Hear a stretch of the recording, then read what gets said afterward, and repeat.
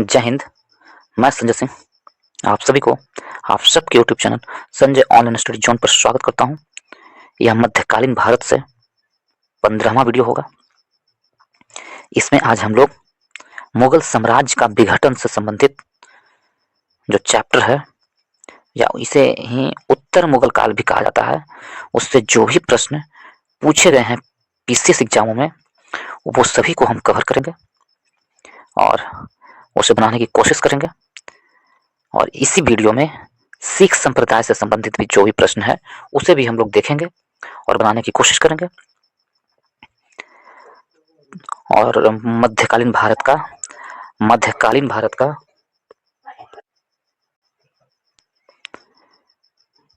और भी वीडियो है, तकरीबन 14 वीडियो प्लेलिस्ट में शामिल है।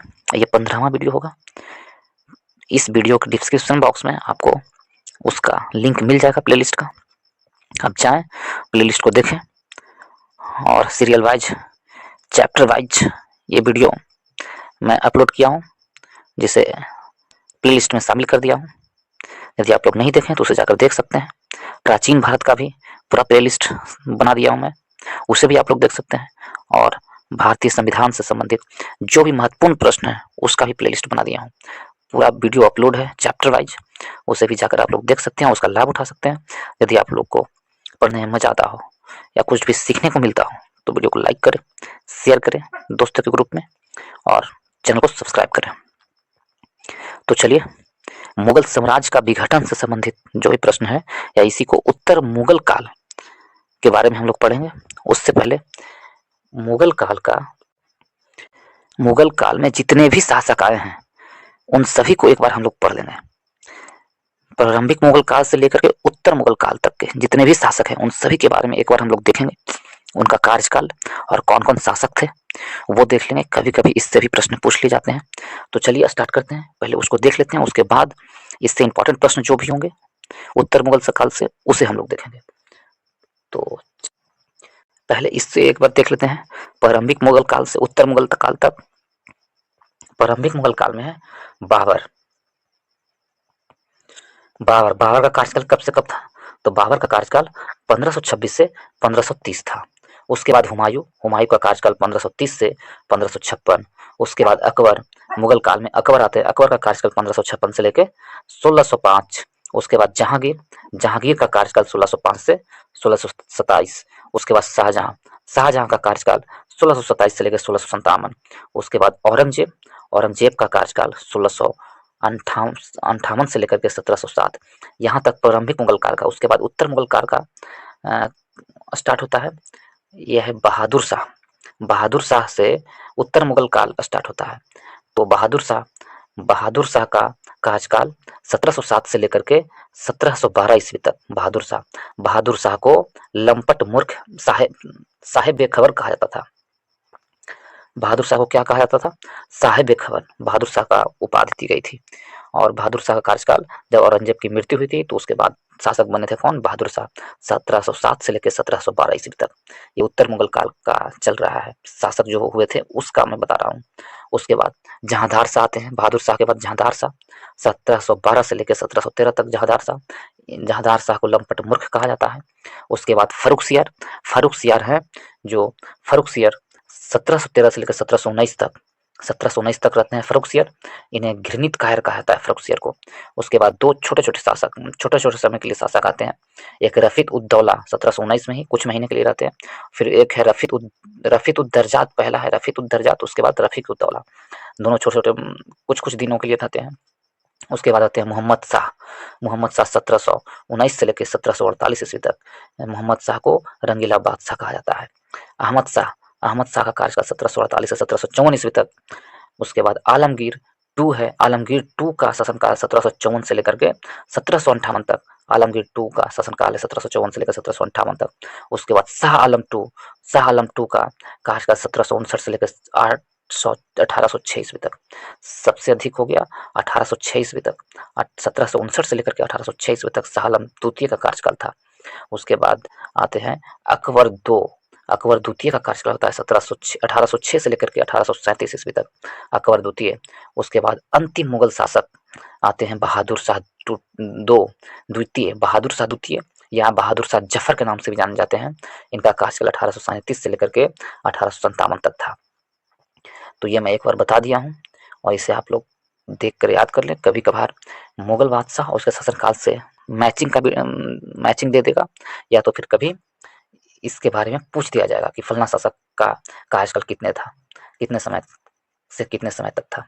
तो ये काफ़ी इंपॉर्टेंट हो जाता है दोस्तों, इसलिए मैंने एक बार चाहा कि मैं बता दूं। तो चलिए उत्तर मुगल काल से जो भी प्रश्न बनते हैं उसे हम लोग देखते हैं। यदि आप इसका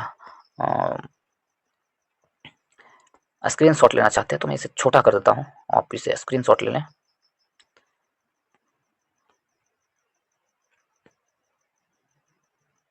ठीक है, तो चलिए स्टार्ट करते हैं उत्तर मुगल काल से। पहला प्रश्न है, औरंगजेब की 1707 ईस्वी में मृत्यु होने के बाद सत्ता किसने संभाली थी? पहला प्रश्न यही है। औरंगजेब की जब मृत्यु हुई थी तो उसके बाद सत्ता किसने संभाली थी औरंगजेब की मृत्यु होने के बाद? तो औरंगजेब की मृत्यु होने के बाद सत्ता संभाला था कौन? बहादुर शाह प्रथम। 63 वर्षीय शासक था बहादुर शाह प्रथम। औरंगजेब की मृत्यु के बाद बहादुर शाह प्रथम ने शासन संभाला। और ये बहादुर शाह प्रथम का शासनकाल कब था? तो 1707 से लेकर के 1712 ईस्वी तक बहादुर शाह का कार्यकाल 1707 से लेकर 1712 ईस्वी तक रहा। उसके बाद नेक्स्ट प्रश्न को चलते हैं। प्रश्न नंबर 2 में कहा जा रहा है, प्रश्न नंबर 2 में क्या है? ऑप्शन नंबर ए मेरा सही आंसर होगा। नेक्स्ट प्रश्न नंबर 2, प्रश्न नंबर 2 में है, दिया हुआ है, मुगल सम्राट जहांदार शाह के शासन का समय से पूर्व अंत कैसे हुआ? मुगल सम्राट जहांदार शाह के शासन का समय से पूर्व अंत कैसे हुआ? तो उसके वजीर ने उन्हें गद्दी से उतार दिया, या सीढ़ी से उतरते समय फिसलने के कारण मृत्यु हुई, या एक युद्ध में अपने भतीजे के द्वारा पराजित हुए, और ऑप्शन डी है मदिरा के अत्यधिक सेवन के फलस्वरूप रोग के कारण बस मृत्यु हुई। तो ऑप्शन नंबर सी मेरा सही आंसर होगा। एक युद्ध में अपने भतीजे के द्वारा पराजित हुए थे मुगल सम्राट जहांदार शाह। जहांदार शाह को लंपट मूर्ख भी कहा जाता है। जहांदार शाह को क्या कहते हैं? लंपट मूर्ख कहा जाता है। और जहांदार शाह का कार्यकाल यदि हम देखें तो 1712 से लेकर के 1713 ईस्वी तक था। जहांदार शाह का कार्यकाल 1712 से 1713 तक। इन्हें लंपट मूर्ख भी कहा जाता है। नेक्स्ट प्रश्न चलते हैं, प्रश्न नंबर 3 की ओर। प्रश्न नंबर 3 में कहा जा रहा है, निम्नलिखित में से किस मुगल सम्राट ने अंग्रेजों को बंगाल में शुल्क मुक्त व्यापार की सुविधा प्रदान की थी? कौन मुगल सम्राट था जो मुक्त मुगल सम्राट ने अंग्रेजों को बंगाल में शुल्क मुक्त व्यापार की सुविधा प्रदान की थी? वो कौन सा?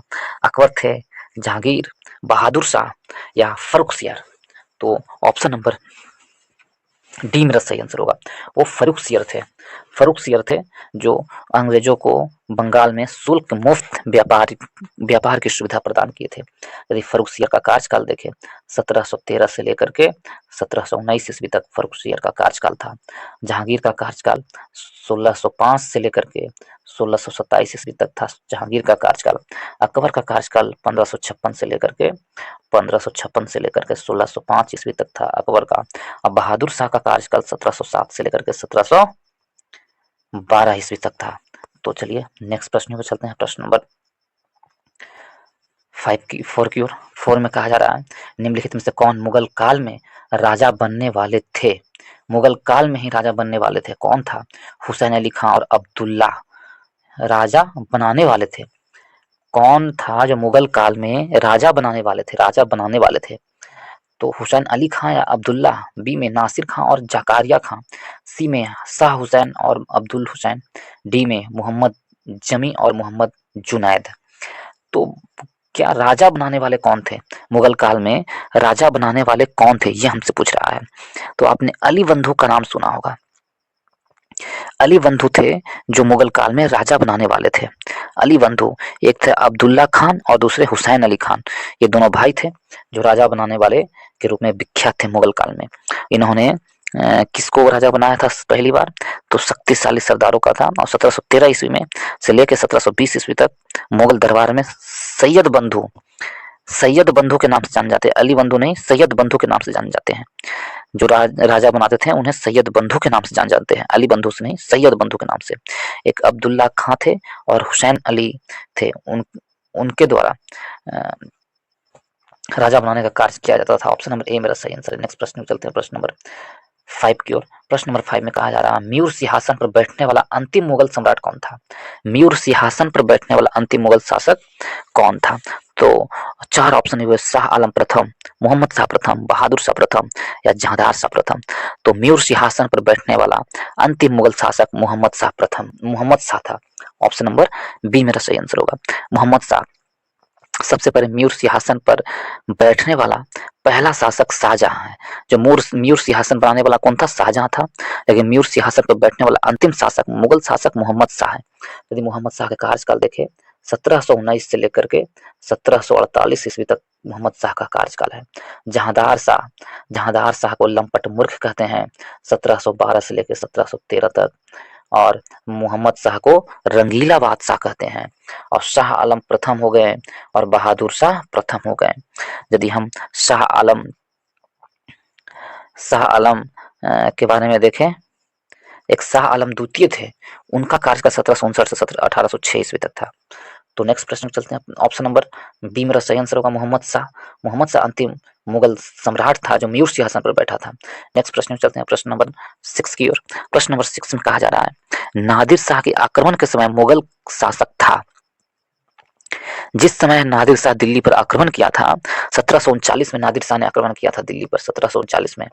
उस समय मुगल शासक कौन था? तो उस समय मुगल शासक मोहम्मद शाह थे, मोहम्मद शाह। नादिर शाह के आक्रमण के समय मुगल शासक मोहम्मद शाह थे। ऑप्शन नंबर सी मेरा सही आंसर होगा, मोहम्मद शाह थे। मोहम्मद शाह के 1719 से लेकर के 1748 ईस्वी तक इसका कार्यकाल था। तो ऑप्शन नंबर सी मेरा सही आंसर होगा। नेक्स्ट प्रश्न चलते हैं, प्रश्न नंबर 7 की ओर। प्रश्न नंबर 7 में कहा जा रहा है, किसके शासनकाल में हिजड़ों तथा महिलाओं के एक वर्ग का प्रभुत्व था? किसके शासनकाल में हिजड़ों और महिलाओं के एक वर्ग का प्रभुत्व था? वो कौन से शासक थे जो उनके शासनकाल में ऐसा था? तो ऑप्शन नंबर ए मेरा सही आंसर होगा, मोहम्मद शाह। मोहम्मद शाह थे, उनके शासनकाल में हिजड़ों और महिलाओं का एक वर्ग था। मोहम्मद शाह 1739 से 1748 ईस्वी में। ये सही है, Mohammad Shah. Option number A मेरा सही आंसर होगा। यदि अहमद शाह को देखें 1748 से 1754 में, ये भी सही शासनकाल दिया हुआ है। आलमगीर का शासनकाल 1754 से 1759 में। आलमगीर का शासनकाल को देखें 1754 से 1748 हम कह सकते हैं, 48 या 59। और शाह आलम द्वितीय का शासनकाल 1759 से 1806 तक। तो ये सभी का कार्यकाल सही है, लेकिन हमसे जो प्रश्न पूछा है उसमें ऑप्शन नंबर ए मेरा सही आंसर होगा। नेक्स्ट प्रश्न में चलते हैं, प्रश्न नंबर 8 की ओर। प्रश्न नंबर 8 में कहा जा रहा है, कौन सा मुगल बादशाह रंगीला के नाम से जाना जाता है? कौन सा मुगल बादशाह है जिसे रंगीला बादशाह कहा जाता है? ये हमसे पूछा गया है। 4 ऑप्शन दिए हुआ है। इसमें से पहला ऑप्शन है कि फर्रुखसियार, दूसरा है Rafiq ud Darjat, option C Mohammad Shah, option D Rafiq ud Daula. तो ऑप्शन नंबर सी मेरा सही आंसर होगा। ऑप्शन नंबर सी मेरा सही आंसर होगा। मोहम्मद शाह वो मुगल बादशाह थे जिसे रंगीला बादशाह के नाम से जाना जाता है। ऑप्शन नंबर सी मेरा सही आंसर है। यदि सबका शासनकाल देखें, ऐसे लंबा वीडियो हो जाएगा दोस्तों, इसलिए हम बार बार शासनकाल नहीं बताएंगे। चलिए आगे नेक्स्ट प्रश्न की ओर। प्रश्न नंबर 9, निम्नलिखित में से कौन कालानुक्रम में व्यवस्थित कीजिए और नीचे दिए गए कुट को सही उत्तर का चयन कीजिए। तो देखते हैं हम लोग, एक में है मोहम्मद शाह, फिर जहांदार शाह, आलमगीर, अहमद शाह। जब देखें मोहम्मद शाह का कार्यकाल 1719 से लेकर 48 तक। कब तक? 48 तक। मोहम्मद शाह का कार्यकाल 1719 से लेके 1748 तक। ठीक है। फिर जहांदार शाह का कार्यकाल 1712 से 13 तक। ये हुआ। ठीक है। अहमद शाह का कार्यकाल हो जाएगा 1748 से लेकर के 1754, अहमद शाह। उसके बाद आलमगीर 2 का होगा 1754 से लेकर के 1758 ईस्वी तक। तो कालानुक्रम सजाने के लिए कहा जा रहा है, तो सबसे पहले कौन आएगा? सबसे पहले आएगा जहादार शाह, बी। उसके बाद मोहम्मद शाह, उसके बाद कौन आएगा? उसके बाद आएगा आलमगीर, उसके बाद अहमद शाह, उसके बाद आलमगीर। तो इसको हम यदि मैच करें, 2 A B A D C, BADC, option number B मेरा सही आंसर होगा। नेक्स्ट प्रश्न चलते हैं, प्रश्न नंबर 10 की ओर। प्रश्न नंबर 10 में है, निम्नलिखित में से किस मुगल बादशाह को वजीर गाजीउद्दीन ने दिल्ली में दाखिल नहीं होने दिया था? कौन मुगल बादशाह को वजीर गाजीउद्दीन ने दिल्ली में दाखिल होने नहीं दिया था? वो कौन मुगल बादशाह थे? आलमगीर द्वितीय थे, शाह आलम द्वितीय थे, अकबर द्वितीय थे, या बहादुर शाह द्वितीय थे? तो option number B, Shah Alam द्वितीय को उसके वजीर गाजीउद्दीन ने दिल्ली में दाखिल नहीं होने दिए थे। तो ऑप्शन नंबर बी मेरा सही आंसर होगा। ऑप्शन नंबर बी सही आंसर है। नेक्स्ट प्रश्न चलते हैं, प्रश्न नंबर 11 की ओर। अंतिम मुगल सम्राट बहादुर शाह था, ठीक है, या बहादुर शाह द्वितीय था, या बहादुर शाह जफर थे? उनके पिता का नाम था बहादुर शाह द्वितीय या बहादुर शाह जफर, इन्हीं का सब नाम था। उनके पिता का नाम क्या था? उनके पिता का नाम अकबर द्वितीय था, अकबर द्वितीय। ऑप्शन नंबर बी मेरा सही आंसर होगा। नेक्स्ट प्रश्न चलते हैं, प्रश्न नंबर 12 की ओर। प्रश्न नंबर 12 में कहा जा रहा है, भारत का आखिरी मुगल सम्राट कौन था? भारत का आखिरी मुगल सम्राट कौन था? मुगलों के सम्राट, तो उत्तर भारत में सबसे आखिरी मुगल सम्राट कौन था? बहादुर शाह जफर था। ऑप्शन नंबर बी मेरा सही आंसर होगा। भारत का आखिरी मुगल सम्राट बहादुर शाह जफर था। नेक्स्ट प्रश्न चलते हैं, प्रश्न नंबर 13 की ओर। प्रश्न नंबर 13 में कहा जा रहा है, निम्नलिखित कथनों में से बहादुर शाह जफर के बारे में सही नहीं है। तो 3-4 ऑप्शन दिए हुए हैं, इनमें से कौन सा बहादुर शाह जफर के बारे में सही नहीं है? यह बिना साम्राज्य का सम्राट था, ये सही है। इब्राहिम जौक और असद उल्लाह खां गालिब उसके कविता के शिक्षक थे, ये भी सही है। और हसन अस्करी उसके अध्यात्म के निर्देशक थे, ये भी सही है। वह 1 लाख रुपये के से कम प्रति माह ईस्ट इंडिया कंपनी से पेंशन प्राप्त करते थे, ये गलत है। तो हमसे पूछा है कौन गलत है? ऑप्शन नंबर डी मेरा सही आंसर होगा। नेक्स्ट प्रश्न चलते हैं, प्रश्न नंबर 14 की ओर। प्रश्न नंबर 14 में कहा जा रहा है कि मुगल बादशाह बहादुर शाह जफर के बारे में कहा जाता था कि उसके साम्राज्य की सीमा थी। मुगल बादशाह जहां बहादुर शाह जफर के बारे में कहा जाता था कि उसकी साम्राज्य की सीमा कहां से कहां तक थी? ए में है चांदनी चौक से पालम, बी में दिल्ली से बिहार, सी में पेशावर से बिहार, डी में पेशावर से वाराणसी। ई में उपरोक्त में से कोई नहीं, उपरोक्त में से एक से अधिक। ऑप्शन नंबर ई मेरा सही आंसर होगा, इनमें से कोई नहीं, क्योंकि मुगल बादशाह बहादुर शाह जफर के बारे में ऐसा कुछ भी नहीं कहा गया है कि इसकी राजधानी यहाँ से यहाँ तक थी। जबकि यह कथन था तुगलक शासक नासरुद्दीन मोहम्मद के बारे में, यह कहा गया था कि इनकी राजधानी दिल्ली से पालम तक फैली हुई है, यह कथन कहा गया था। तो चांदनी चौक से पालम तक फैली हुई है, यह कथन नादिर शाह नासरुद्दीन महमूद के बारे में कहा गया था। तो ये प्रश्न बिहार लोक सेवा आयोग में आया था 64वीं बीपीएससी में। तो इस प्रश्न को बिहार लोक सेवा आयोग ने काउंट करना ही छोड़ दिया, मूल्यांकन से बाहर कर दिया इस प्रश्न को, यानी हटा दिया इस प्रश्न को, क्योंकि इनमें से कोई आंसर नहीं होना चाहिए। तो ऑप्शन नंबर ई मेरा सही आंसर होगा। नेक्स्ट प्रश्न चलते हैं, प्रश्न नंबर 15 की ओर। इसमें कहा जा रहा है, निम्नलिखित में से कौन सा अवध का प्रथम नवाब था? अवध का प्रथम नवाब कौन था? आसफ उद दौला, शहादत खां, शुजाउद्दौला, या सफदरगंज? यदि देखें हम, अवध का नवाब शहादत खां था। कौन? अवध का नवाब कौन था? शहादत खां। ऑप्शन नंबर बी मेरा सही आंसर होगा। नेक्स्ट प्रश्न चलते हैं, प्रश्न नंबर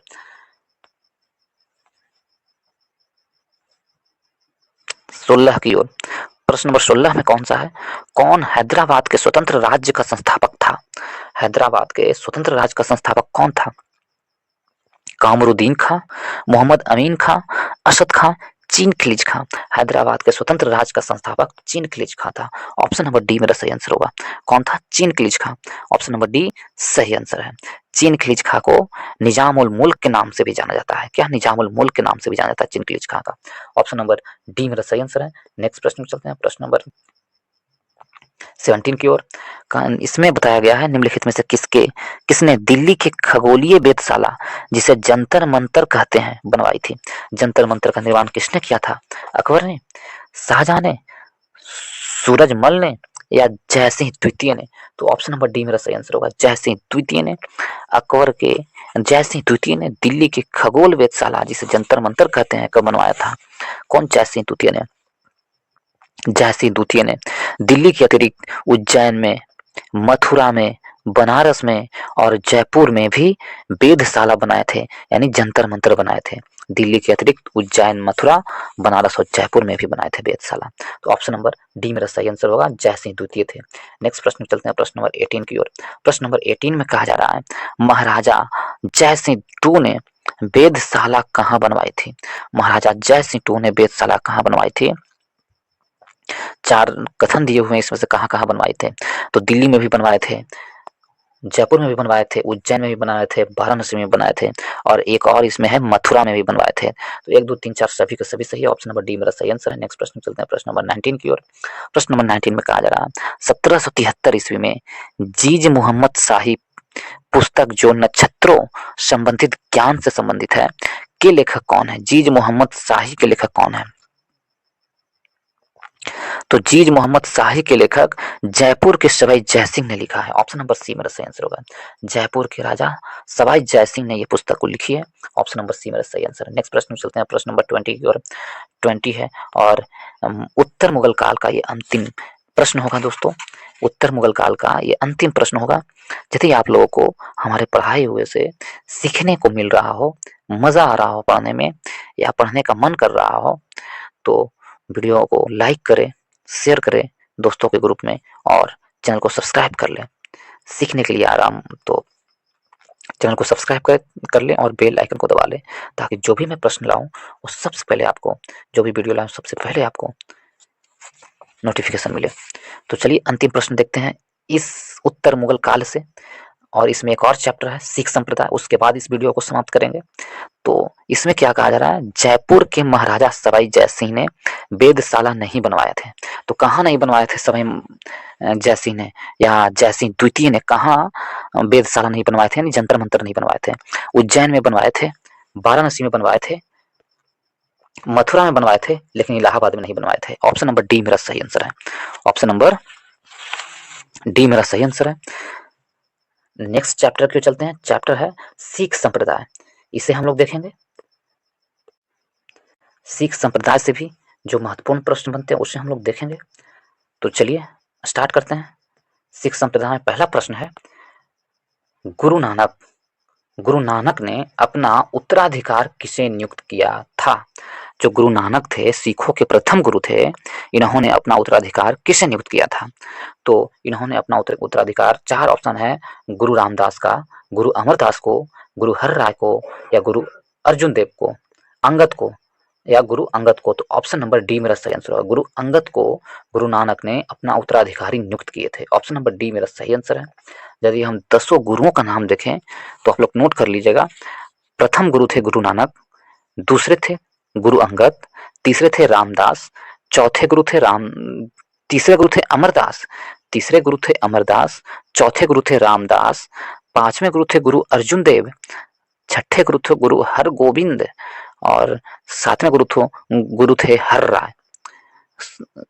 सातवें गुरु थे हर राय और आठवें गुरु थे हर किशन और नौवें गुरु थे तेग बहादुर और 10वें गुरु थे गुरु गोविंद सिंह। ये 10 गुरु का नाम मैंने बता दिया है। तो चलिए ऑप्शन नंबर डी मेरा सही आंसर है। नेक्स्ट प्रश्न चलते हैं प्रश्न नंबर 2 की ओर। प्रश्न नंबर 2 में कहा जा रहा है, निम्नलिखित में से किस सिख गुरु ने गुरुमुखी लिपि प्रारंभ की थी? तो गुरुमुखी लिपि प्रारंभ करने वाला कौन सा सिख गुरु था?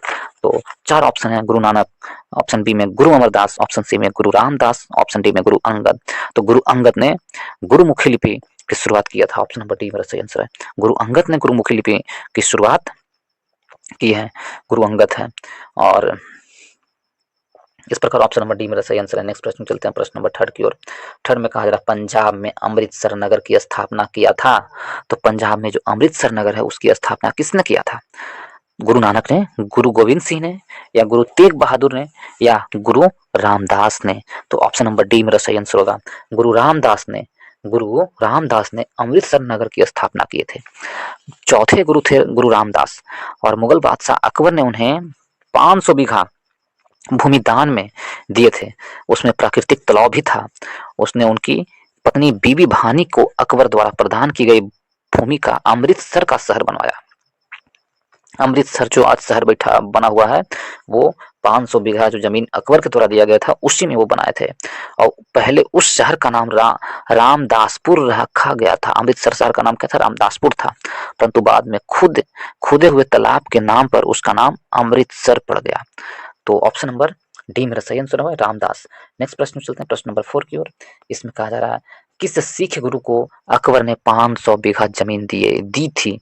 कौन से सिख गुरु थे? तो गुरु रामदास को 500 बीघा जमीन दी थी। ऑप्शन नंबर बी मेरा सही आंसर है।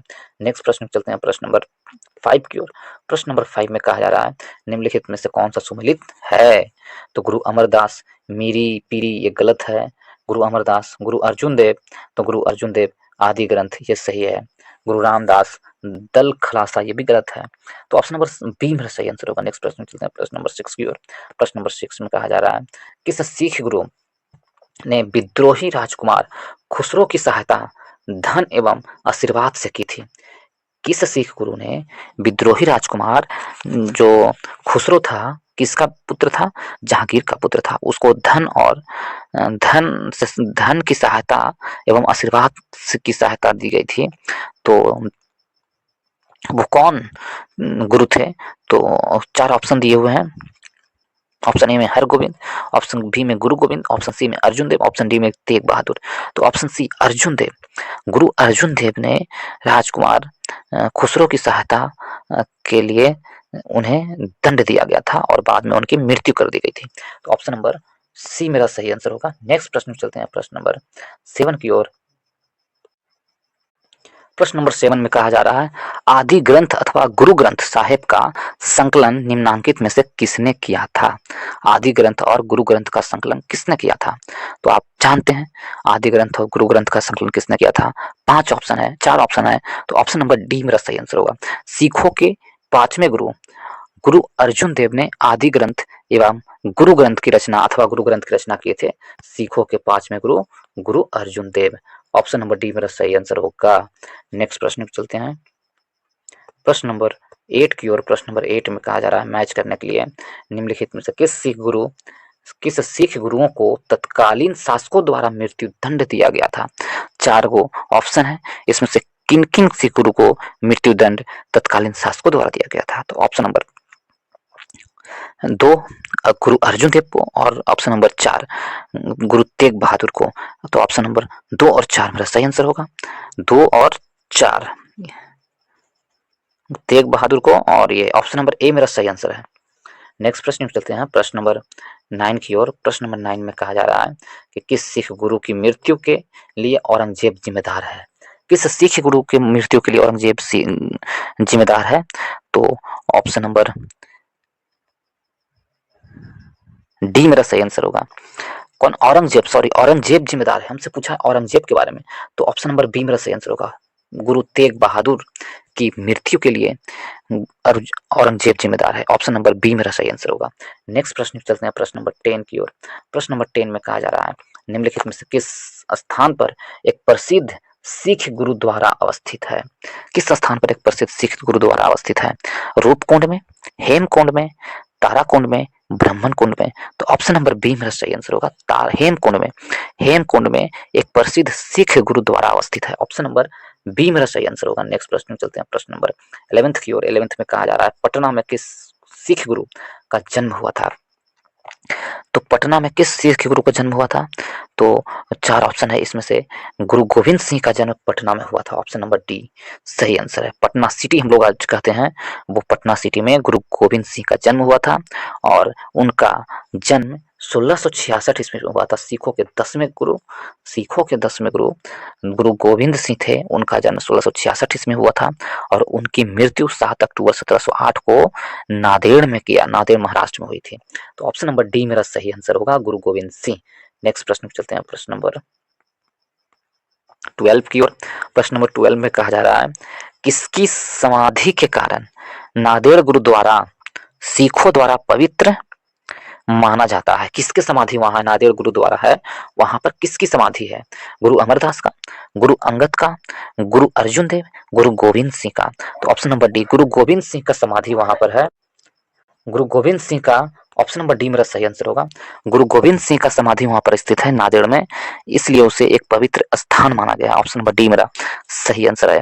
गुरु गोविंद सिंह सिखों के 10वें व अंतिम गुरु थे और गुरु गोविंद सिंह की नांदेड़ महाराष्ट्र में एक अफगान सरदार द्वारा हत्या कर दी गई थी। वहां पर उनके समाधि स्थल पर नांदेड़ गुरुद्वारा स्थित है, उन्हीं के समाधि स्थल पर नांदेड़ गुरुद्वारा स्थित है। और इसके बाद नेक्स्ट प्रश्न चलते हैं। ऑप्शन नंबर डी मेरा सही आंसर है। नेक्स्ट प्रश्न, प्रश्न नंबर 13 की ओर। तो पढ़ने में मुश्किल हो रहा है दोस्तों, लेकिन फिर भी पढ़ते हैं। इसमें कहा जा रहा है कि गुरु गोविंद सिंह की महानता निम्नलिखित में इसमें की है। तो किसमें की है गुरु गोविंद सिंह? तो उन्होंने सिखों के सैनिक व्यवस्था का गठन किया था। ऑप्शन नंबर ए मेरा सही आंसर होगा। इसलिए नेक्स्ट प्रश्न चलते हैं, प्रश्न नंबर 14 की ओर। 14 में कहा जा रहा है किस गुरु के द्वारा सिखों का खालसा में रूपांतरण किया गया? किस गुरु द्वारा सिखों को खालसा में रूपांतरित किया गया? 4 ऑप्शन है। ऑप्शन नंबर सी मेरा सही आंसर होगा, गुरु गोविंद सिंह के द्वारा खालसा में रूपांतरित किया गया। ऑप्शन नंबर सी सही आंसर है। नेक्स्ट प्रश्न चलते हैं, प्रश्न नंबर 16 की ओर। 16 में है खालसा पंथ कितने वर्ष पहले प्रारंभ हुआ था? तो खालसा वंश है, खालसा पंथ है जो 300, कब? 300, ऑप्शन नंबर डी में बी मेरा सही आंसर होगा। खालसा पंथ 300 वर्ष पुराने प्रारंभ हुआ था, 300 वर्ष पुराना में प्रारंभ हुआ था खालसा पंथ। ऑप्शन नंबर बी मेरा सही आंसर होगा। नेक्स्ट प्रश्न में चलते हैं, प्रश्न नंबर 17 की ओर। निम्नलिखित में से किस गुरु ने खालसा पंथ की स्थापना की थी? किस गुरु ने खालसा पंथ की स्थापना की थी? यह हमसे पूछा है, किस गुरु ने खालसा पंथ की स्थापना की थी? तो वो गुरु कौन थे? गुरु गोविंद सिंह थे। ऑप्शन नंबर ए मेरा सही आंसर होगा। नेक्स्ट प्रश्न चलते हैं, प्रश्न नंबर 10 की ओर, 10 से 11 की ओर। प्रश्न नंबर 17 की ओर, 10 से 11 नहीं 17 की ओर चलते हैं। सिखों के अंतिम गुरु कौन थे? सिखों के अंतिम गुरु गुरु गोविंद सिंह थे। सिखों के 10वें गुरु भी कहें या अंतिम गुरु भी कहें। नेक्स्ट प्रश्न चलते हैं, प्रश्न नंबर 12 की ओर। 12 में कहा जा रहा है खालसा के संस्थापक गुरु थे। खालसा के संस्थापक गुरु कौन थे? 4 ऑप्शन दिए हुए हैं। तो खालसा के संस्थापक गुरु हर राय थे, हर किशन थे, तेग बहादुर थे या गोविंद सिंह थे? तो ऑप्शन नंबर डी मेरा सही आंसर होगा, गुरु गोविंद सिंह खालसा पंथ के संस्थापक थे। ऑप्शन नंबर डी मेरा सही आंसर है। नेक्स्ट प्रश्न चलते हैं, प्रश्न नंबर 19 की ओर। प्रश्न नंबर 19 में कहा रहा बंदा बहादुर का मूल नाम था। तो बंदा बहादुर का मूल नाम क्या था? महेश दास था। ऑप्शन बी में लच्छन देव था। ऑप्शन डी में द्वारका दास था। ऑप्शन सी में हर नाम दास था। तो बंदा बहादुर का मूल नाम लच्छन देव या लक्ष्मण देव था। ऑप्शन नंबर बी मेरा सही आंसर होगा, बंदा बहादुर का मूल नाम लच्छन देव या लक्ष्मण देव होगा। इसके साथ ही सिख संप्रदाय से भी जो भी महत्वपूर्ण प्रश्न पूछे गए थे उसे मैं कवर कर दिया हूँ, इसी वीडियो में मैं कवर कर दिया हूँ। यदि आप लोग नहीं देखे हैं वीडियो को तो जाके देखें और लाभ उठाएं इस वीडियो को। यदि आप लोग को देखने में अच्छा लगता हो और कुछ सीखने के लिए मिलता हो तो वीडियो को लाइक करें, दोस्तों के ग्रुप में शेयर करें और चैनल को सब्सक्राइब कर ले दोस्तों। तब तक के अपना ख्याल रखिएगा। इस वीडियो को देखने के लिए बहुत बहुत धन्यवाद, बहुत बहुत धन्यवाद।